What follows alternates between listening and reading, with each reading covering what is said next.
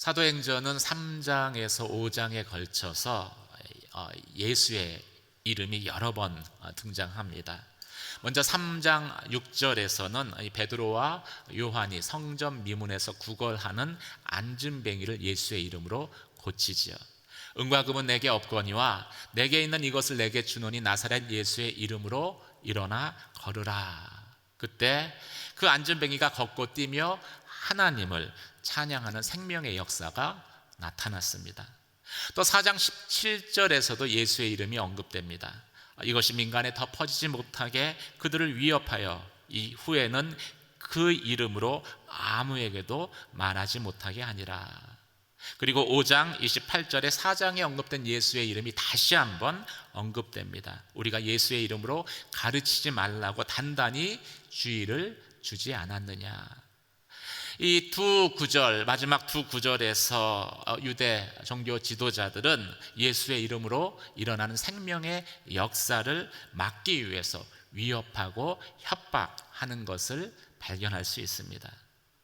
근데 이 맥락을 살펴보면 그냥 예수라고 말해도 되는데 굳이 예수의 이름을 콕 집어서 언급을 하면서 그 이름으로 말하지 말라라고 협박을 한 것이죠. 그러면 이들이 언급한 예수의 이름은 무엇을 의미하겠습니까? 사도들을 통해서 전해진 예수 그리스도인 것이지요. 다시 말해서 사도들이 알고 경험한 그 예수 그리스도를 의미하는 것입니다. 내가 만난 예수 그리스도입니다. 그리고 그 예수의 이름을 통해서 생명의 역사가 이 땅 가운데 나타난 것입니다. 예수의 이름에는 그래서 능력이 있습니다. 초대교회 예수의 이름으로 인해서 부흥이 일어났고, 그리고 이 부흥의 절정기에 항상 사단은 시기와 질투로 인해서 핍박과 시전도 일으키게 됩니다. 그래서 보면은 이 부흥이 있은 이후에 다시 핍박과 시전이 시작되는 것이 사도행전에 반복적으로 등장합니다. 그런데 이런 과정을 통해서 하나님께서 우리 안에 어떤 일들을 행하십니까? 이 과정을 통해서 사도들의 신앙이 단단해집니다. 그리고 더 성숙하게 변화되지요. 그 결과가 오늘 읽은 5장의 마지막에 나와 있습니다. 사도들은 예수의 이름을 위해 모욕당하는 것조차 당연하게 여기고 기뻐하더라. 여러분은 예수의 이름을 통해서 하나님의 일하시는 생명의 역사를 경험하고 계시는지요? 여러분에게 예수의 이름은 어떤 의미가 있습니까? 본문의 말씀은 사도들에게 예수의 이름은 순종을 의미했다라고 말씀합니다. 먼저 27절부터 32절까지 말씀을 함께 읽도록 하겠습니다. 함께 읽겠습니다. 시작. 그들은 사도들을 데려다가 대제사장의 신문을 받도록 공의의 앞에 세웠습니다. 대제사장이 말했습니다. 우리가 예수의 이름으로 가르치지 말라고 단단히 주의를 주지 않았느냐. 그런데 너희는 온 예루살렘을 너희 가르침으로 가득 채우고 이 사람의 피에 대한 책임을 우리에게 뒤집어 씌우려고 하는구나. 베드로와 다른 사도들이 대답했습니다. 사람에게 순종하기보다 하나님께 순종하는 것이 마땅합니다. 당신들이 나무에 달아 죽인 그 예수를 우리 조상들의 하나님께서 살리셨습니다. 하나님께서는 이스라엘에게 회개와 죄 용서를 주시려고 예수를 그분 오른편에 높이셔서 왕과 구세주가 되게 하셨습니다. 우리는 이 모든 일에 증인이고 하나님께서 그분께 순종하는 사람들에게 주신 성령 또한 그 일들의 증인입니다. 사단이 가장 싫어하는 것, 그것은 예수의 이름을 통해서 하나님의 자녀가 되었다는 그 말 듣는 것을 가장 싫어합니다. 사도행전 5장에서 보여지듯 당시의 종교 지도자들도 예수의 이름에 질색을 했습니다. 예수의 이름에 대한 강한 거부감을 나타냈습니다.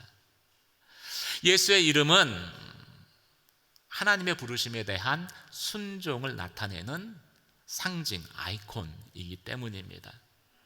예수께서 십자가에 죽으신 것은 희생이라고 이야기할 수도 있지만 희생보다는 말씀에 순종하기 위해서 십자가에 죽으신 것입니다. 우리가 희생이라고 이야기할 때는 내 권리를 포기한 것이 강조됩니다. 그래서 손해를 감수한 내가 더 부각될 수밖에 없습니다. 그런데 순종은 내가 부각되는 것이 아니라 하나님의 뜻이 더 부각됩니다. 예수님은 하나님이 요구하신 대로 순종의 십자가를 지신 것입니다.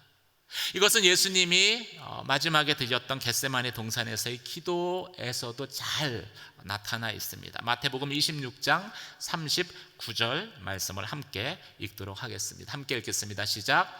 내 아버지, 할 수 있다면 이 잔을 내게서 걷어 주십시오. 그러나 내 뜻대로 하지 마시고 아버지의 뜻대로 하십시오. 내 뜻을 내려놓고 아버지의 뜻대로 살아가는 삶, 이것이 순종의 삶이죠. 예수님의 십자가는 순종이었습니다. 그래서 예수를 따르는 사람들, 예수를 말하는 사람들, 예수를 전하는 사람들도 자연스럽게 하나님의 부르심에 예수님처럼 순종할 것을 결단하게 됩니다. 오늘 본문의 말씀 가운데 사도들이 이렇게 말합니다. 사람에게 순종하기보다 하나님 앞에 순종하는 것이 마땅하다. 사랑하는 성도 여러분, 예수의 이름 때문에 순종을 결단하는, 고백하는 저와 여러분 되시길 주님의 이름으로 축원합니다. 그렇다면 사도들에게 순종이라는 것은 무엇을 의미했을까요? 그것은 예수를 전하는 것이었습니다. 사도들은 그래서 예수의 십자가의 죽음을 전하죠. 주님은 너희가 나무에 달아 죽인 예수 그분이시다. 그런데 이 십자가에 죽은 그 예수의 순종에 놀라운 하나님의 반전의 역사가 있었습니다. 나무에 달려 죽은 예수를 하나님이 다시 살리셨기 때문입니다. 그리고 하나님 보좌 우편에 높이셔서 왕과 구세주가 되게 하셨기 때문이죠. 사도들은 이 부활하신 예수를 전하면서 우리가 이 일에 증인되었다라고 고백을 합니다. 내가 전하는 예수는 내가 만난 예수, 그래서 내가 증인된 그 예수를 내가 너희에게 전한다라는 것이지요. 사랑하는 성도 여러분, 예수의 이름으로 순종하는 삶을 살기를 주의 이름으로 축원합니다. 사도들의 순종은 어디까지 나타났습니까? 자기를 신문하는 사람에게까지도 예수의 이름을 전하는 것으로 나타났습니다. 이것이 상당히 놀라운 일입니다. 왜냐하면 그 사람은 나의 생명줄을 가지고 있는 사람이기 때문입니다. 그런데 그 사람에게도 예수를 담대히 전하죠. 순종의 위대함은 여기까지 도달하는 것입니다. 여러분에게 미운 사람이 있습니까? 그렇다면 순종하십시오. 그 사람을 욕하는 대신에 그 사람에게 예수를 전하십시오. 그 사람이 나를 욕하는 것은 어쩌면 그 사람 안에 예수가 없기 때문에 그러는 것일 수도 있기 때문입니다. 원수에게 줄 수 있는 최대의 선물이 무엇일까요? 그것은 예수를 전하는 것입니다. 갈등하고 있는 사람, 나를 힘들게 한 사람, 심지어 나를 배반한 그 사람에게도 우리는 예수를 전하는 믿음의 순종을 해야 하는 것입니다. 왜 하나님께서 우리에게 성령을 보내주셨겠습니까? 오늘 말씀처럼 내가 만난 예수, 그 예수의 이야기를, 내가 경험한 그 예수를 그들에게 순종해서 전하게끔 하기 위해서 우리에게 성령을 보내주신 것입니다. 성령의 능력이 아니고는 우리의 힘이나 의지로는 그 일을 할 수 없기 때문이죠. 그런데 우리에게 성령을 보내셨습니다. 원수까지도, 힘들게 하는 사람까지도, 또 욕하는 사람까지도 우리는 순종해서 예수를 전할 수 있는 것입니다. 여러분에게 예수의 이름이 하나님 말씀대로 순종하는, 그리고 복음을 전하는, 원수까지도 찾아가서 복음을 전하는, 배반한 사람까지도 찾아가서 복음을 전하는 믿음의 고백으로 이어지길 주님의 이름으로 축원합니다. 그러면 그 안에서 생명의 역사가 나타납니다. 두 번째, 예수의 이름은 사단에 대한 승리를 의미했습니다. 그리고 사단은 예수의 이름을 말하는 자를 죽이려고 하죠. 33절에서 40절까지 말씀을 함께 읽겠습니다. 한 절씩 교동하면서 읽겠습니다. 그들은 이 말을 듣고 화가 치밀어 사도들을 죽이려고 했습니다.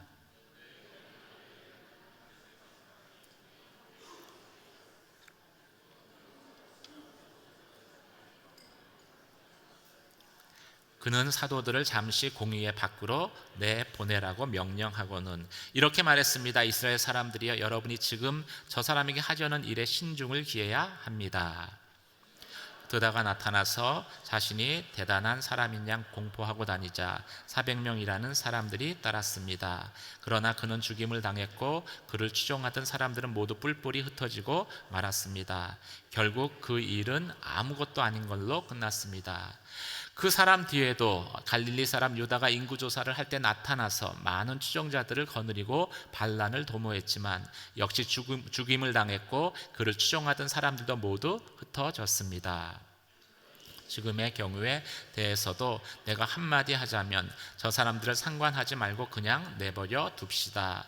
만일 그 목적이나 행동이 사람에게서 비롯된 것이라면 망하고 말 것입니다. 그러나 만약 하나님으로부터 나온 것이라면 이 사람들을 막을 수 없을 것입니다. 행여나 여러분이 하나님을 대적해 싸우는 사람이 될까 두렵습니다. 함께 읽겠습니다. 그의 충고는 충분히 설득력이 있었습니다. 그들은 사도들을 안으로 들여 채찍질을 하고는 예수의 이름으로 말하지 말라고 명령하고는 풀어 주었습니다. 사도행전은 예수의 이름이 선포된 곳에 항상 믿는 자들에 대한 핍박도 함께 일어났다라고 말하고 있습니다. 오순절날 성령이 임하고 베드로와 요한이 예수의 이름으로 성전 미문에 안진뱅이를 걷게 했습니다. 그러자 그 일로 인해서 믿는 남자만 5,000명이 더해졌습니다. 그 후에 종교 지도자들과 관원들이 베드로와 요한을 핍박하기 시작을 합니다. 또 얼마 후에 아나니아와 삽비라가 성령을 속인 죄로 그 자리에서 죽임을 당했습니다. 사람들은 거룩한 두려움에 휩싸였고 그래서 솔로몬 행각에 모여서 여호와를 경외하는 경건한 거룩한 공동체를 이루게 되었습니다. 사람들이 이 공동체의 그 거룩함과 아름다운 모습을 보고서 칭찬하기 시작했고 이 일로 믿는 자들의 숫자가 계속해서 더해지는 생명의 역사가 있었습니다. 교회가 거룩함을 회복하자 베드로의 그림자만 닿아도 귀신이 떠나고 그리고 병든 자가 나음을 받는 놀라운 하나님의 생명의 역사가 계속해서 나타났죠. 그러자 다시 유대 종교 지도자들로부터 핍박이 일어납니다. 그들은 제자들을 감옥에 가뒀고 천사는 감옥문을 열어주어서 다시 제자들이 사도들이 예수의 이름을 전하게 하십니다. 그리고 이후에 이번에는 이제 제자들을 공회로 끌고 가 신문을 합니다. 오늘 읽은 본문이 거기에 해당하죠. 유대 종교 지도자들은 교회가 부흥하고 생명의 역사가 나타날 때마다 이렇게 핍박을 했습니다. 왜 그럴까요? 성경은 그 이유가 그들 안에 있는 시기와 질투 때문이다라고 아주 적나라하게 이야기하고 있습니다. 5장 16절에서 18절까지 말씀을 함께 읽겠습니다. 5장 16절에서 18절 시작. 예루살렘 근처의 마을에서도 많은 사람들이 환자들과 더러운 귀신에 시달리는 사람들을 데리고 모여들었고 그들도 모두 고침을 받았습니다. 그러자 대제사장과 그와 한패인 사두개파 당원들은 모두 시기하는 마음이 가득해서 들고 일어나 사도들을 잡아다가 감옥에 가두었습니다. 겉으로는 그럴듯한 신앙적인 이유와 명분을 내세웠지만, 그래서 핍박하는 것을 정당화했지만 그 실체는 자신들이 손해 보려고 하지 않았기 때문이라는 것이죠. 자신의 이익을 빼앗기는 것이 싫어서 핍박했다라고 성경이 말씀하고 있습니다. 자신들이 누렸던 그 이스라엘 백성들로부터의 그 존경이 빼앗기는 것이 싫었을 것입니다. 다른 사람이 나보다도 뛰어나다고 백성들이 말하는 것을 들었을 때 그들 안에 시기가 일어났을 것입니다. 그런데 사단이 이것을 교묘하게 이용을 한다는 거예요. 그래서 생명의 역사를 막으려고 한다는 사실을 우리는 성경 가운데 발견할 수 있습니다. 읽은 본문의 말씀을 보면은 이 마지막에는 유대 종교 지도자들의 화가 머리 끝까지 납니다. 그래서 살기가 등등해서 사도들을 죽이려고까지 하는 데까지 이르게 됩니다. 사실 이 문제만을 놓고 볼 때는 누군가를 죽일 정도로 그렇게 원수 될 수 있는 그런 문제는 아니죠. 그런데 왜 사도들이 이렇게까지 적대감을 가지게 되었을까요? 그것은 이 시기감과 질투의 배후에 사단의 존재가 있었기 때문입니다. 사단은 예수의 이야기가 전파되는 것을 싫어합니다. 왜 그렇습니까? 예수께서 부활하셔서, 죽으시고 부활하셔서 사단의 권세를 다 깨트려 버리셨기 때문입니다. 예수의 이름이 전파되면 전파될수록 사단은 생존의 위기감을 느끼게 되는 거예요. 그래서 어떻게 해서든지 예수의 이름이 증거되는 것을 막으려고 했던 것이지요. 그래서 오늘 본문에 언급된 것처럼 이제 그 유대 종교 지도자들과 그것을 추종하는 이스라엘 백성들에 의해서 이 제자들이 공의회에서 죽임을 당하기 직전에 그 험악한 분위기가 형성이 된 것입니다. 그때 등장한 사람이 가말리엘이라는 사람입니다. 그는 어떤 사람입니까? 바리새인입니다. 율법에 매우 정통한 율법 학자입니다. 당시에 최고의 학파라고 불려지는 할렐 학파의 최고의 지성인이 가말리엘이죠.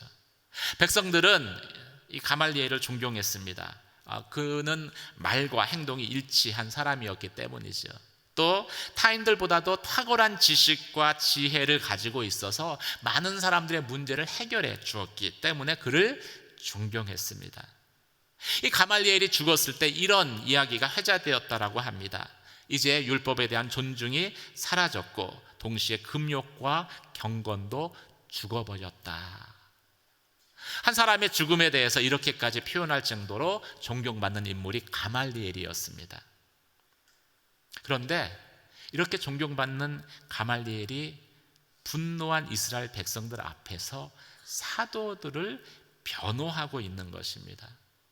저들의 행위가 사람으로부터 났으면 무너져 버릴 것이다.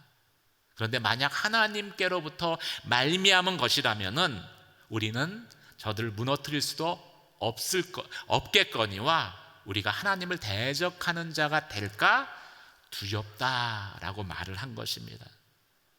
이 말을 한 것은 가말리엘이 이 예수 운동 또 사도들에 대해서 어떤 호의적인 감정이 있어서 그렇게 얘기한 것이 아니었습니다. 율법 학자였기 때문에 그는 당연히 율법을 수호하는 위치에 있었기 때문이죠. 어떻게 보면 적대적인 위치에 있는 것이 맞습니다. 유대인 지도자로서 좀 더 신중하게 행동을 해야 된다라는 것을 주문하기 위해서 권면의 말도 이렇게 말을 한 것인데, 이스라엘 백성들이 감정에 이끌려서 폭력을 사용하고 자신이 틀릴 수 있는 가능성을 인정하지 않는 그 태도를 날카롭게 지적을 한 것인데, 그 말에 분노한 백성들이 설득을 당한 거예요.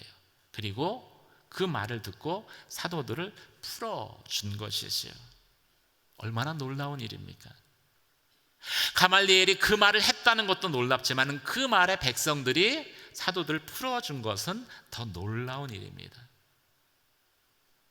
이런 놀라운 반전이 어떻게 가능했을까요? 그것은 하늘에 하나님이 계시기 때문에 가능한 것이지요. 예수 그리스도가 사단의 권세를 물리치시고 승리하셨기 때문에 가능한 일이었습니다. 사단이 아무리 우는 사자처럼 우리를 협박하고 위협해도, 물론 우리가 협박당하고 위협당할 수 있습니다. 하지만 분명한 것은 예수가 사단의 권세를 깨트리셨기 때문에 우리를 이길 수는 없다라는 사실입니다. 우리에게는 예수의 이름이 있기 때문이죠. 그리고 그 예수의 이름에는 사단의 권세를 깨트릴 능력이 있기 때문입니다.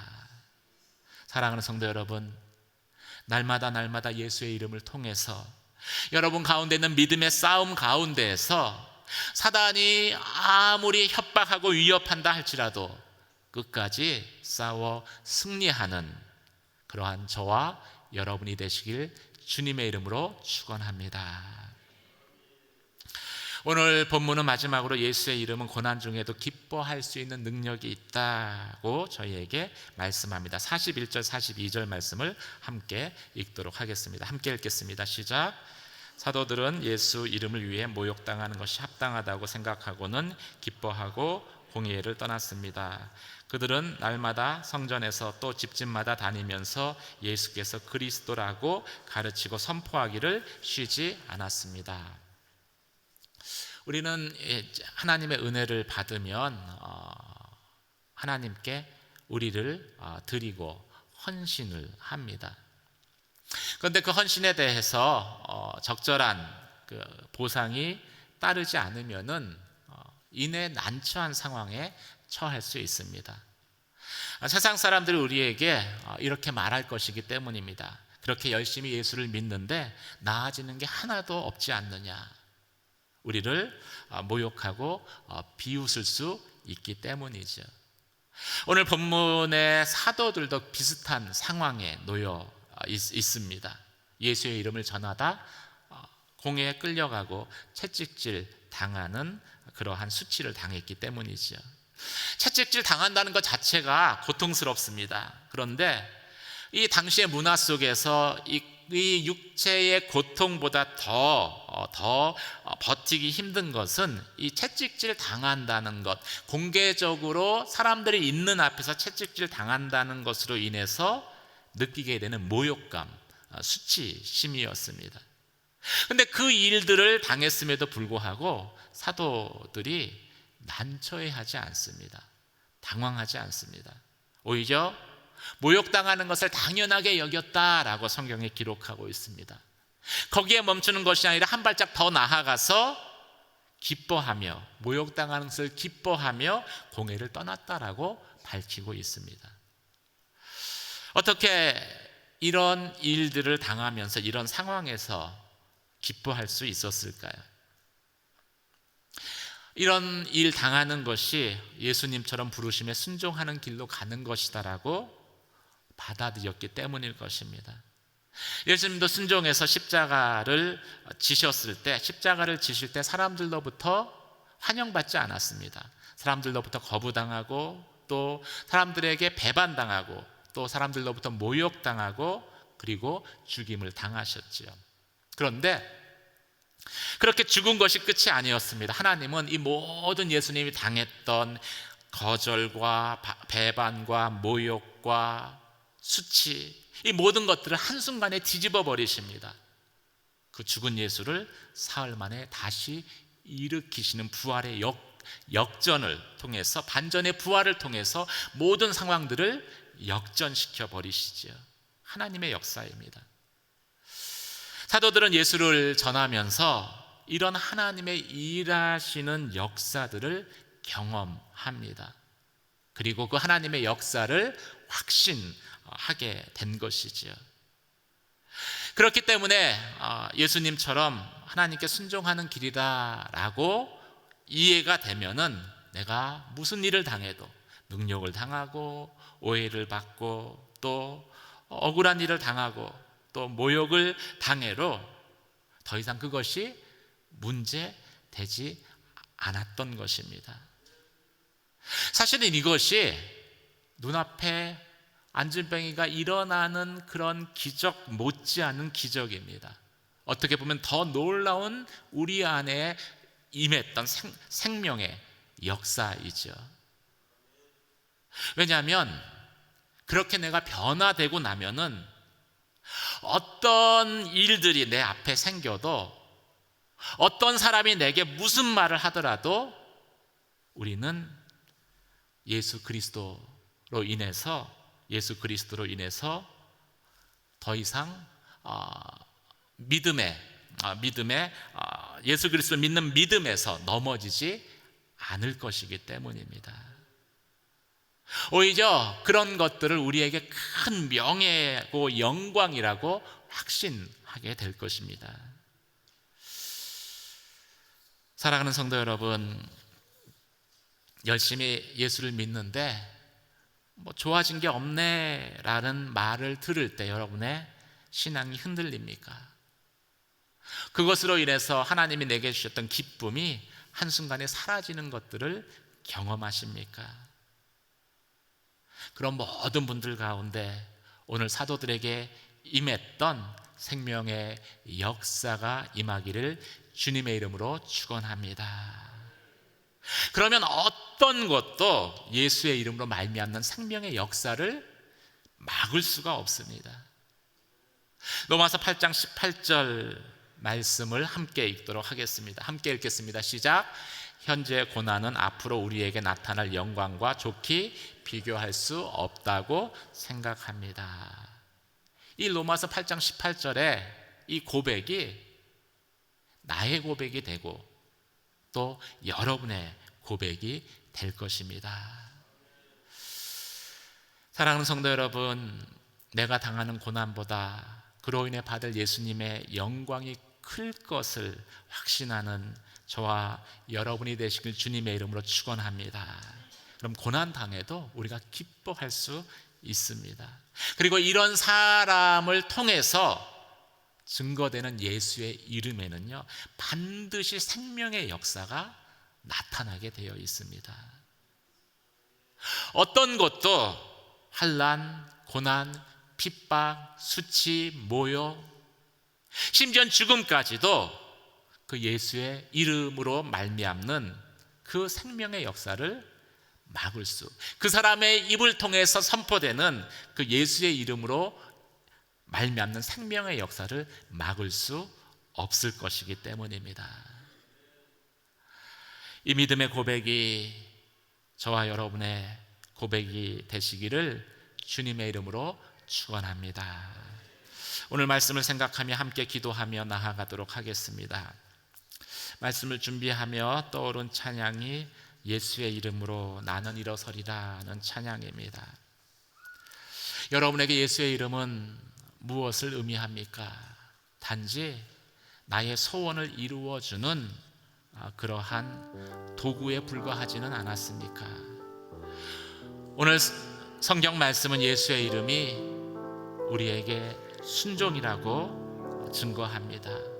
예수의 이름이 나를 핍박하고 나의 믿음을 막아서는 사단의 권세를 참으로 깨트리는 능력이라고 말씀합니다. 그리고 그 예수의 이름으로 인해서 우리는 수치를 당해도 더 이상 그것을 문제 삼지 않고 당연히 여기며 오히려 기뻐할 수 있다라고 말씀합니다. 하나님, 예수 이름의 그 능력이 나의 믿음의 삶 가운데 날마다 고백되며 경험되게 하여 주시옵소서. 그래서 나를 통해서 생명의 역사가 나의 가정 가운데, 믿지 않는 가족들 가운데 온전히 흘러가며 놀라운 하나님의 구원으로 이어지게 하여 주시옵소서. 이 시간 함께 주여 외치며 간절한 마음으로 기도하며 나아가도록 하겠습니다.